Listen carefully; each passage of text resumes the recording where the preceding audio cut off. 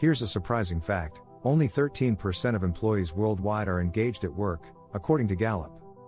That means the vast majority are either checked out or actively unhappy in their jobs. With so much advice out there on career growth, you'd think more people would be thriving. But they're not, and there's a reason.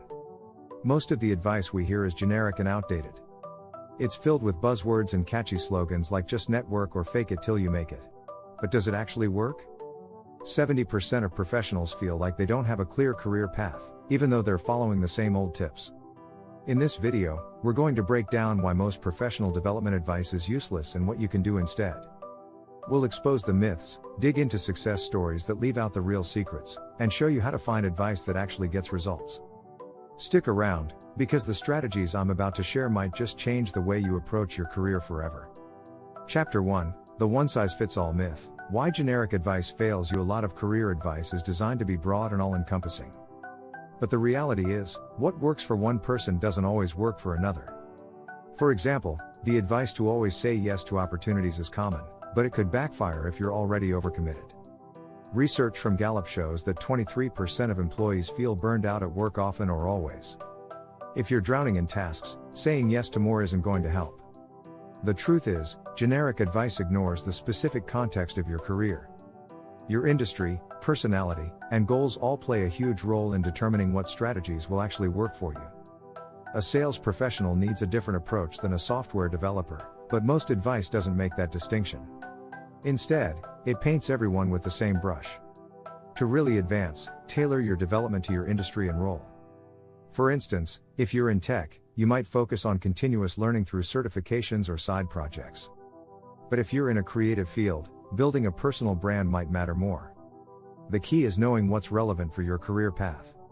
Chapter 2: Success Stories. The untold truths no one mentions. We all love success stories. But here's the thing, most of them are cherry-picked.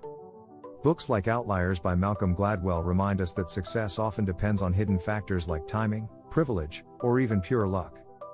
For example, Gladwell discusses how Bill Gates had access to a computer in the 1960s, a rare opportunity that gave him a head start over his peers. Most people don't mention these advantages when they give advice. The danger in relying on these stories is that they create unrealistic expectations. You start to think, if I just work hard like they did, I'll succeed too. But that ignores the complexities behind every story. Some advice may work in perfect conditions, but life rarely offers perfect conditions. Instead of idolizing success stories, focus on learning from failures. Research published in the Harvard Business Review found that people who reflect on their failures learn 23% more effectively than those who don't.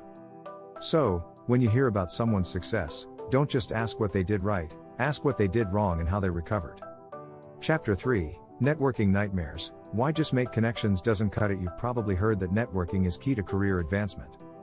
But networking, as most people practice it, doesn't actually work. It's not about how many people you know, it's about who knows you and why. According to a LinkedIn survey, 85% of jobs are filled through networking, but not all networking efforts are equal.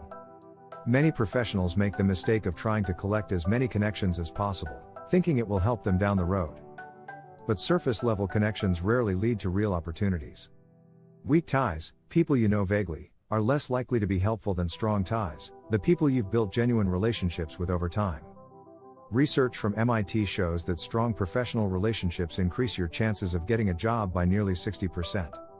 Instead of focusing on numbers, focus on deepening the connections that matter. When you meet someone, follow up meaningfully. Engage with their content, share valuable resources, or help them when you can. Quality over quantity wins every time. And don't be afraid to reach out to people outside your comfort zone. Cross-industry connections can give you insights and opportunities that people within your field can't. If you find this content helpful, please subscribe and hit the notification bell for more insights into career advancement. Chapter 4: The Skill Set Trap. Are you really learning what matters? One of the most common pieces of advice is to always be learning. While this is true to some extent, many professionals fall into what I call the skill set trap. They spend time learning skills that don't actually move the needle in their careers. A survey by Udemy found that 50% of employees say they don't have the time to develop the skills they need for their jobs. But the problem isn't just time, it's focus. People often gravitate toward learning what's trendy or easily accessible, instead of what's strategically important. For example, someone in marketing might spend weeks learning graphic design because it seems useful, but what they really need is data analysis skills to interpret campaign performance. The key is prioritizing skills that align with your career goals.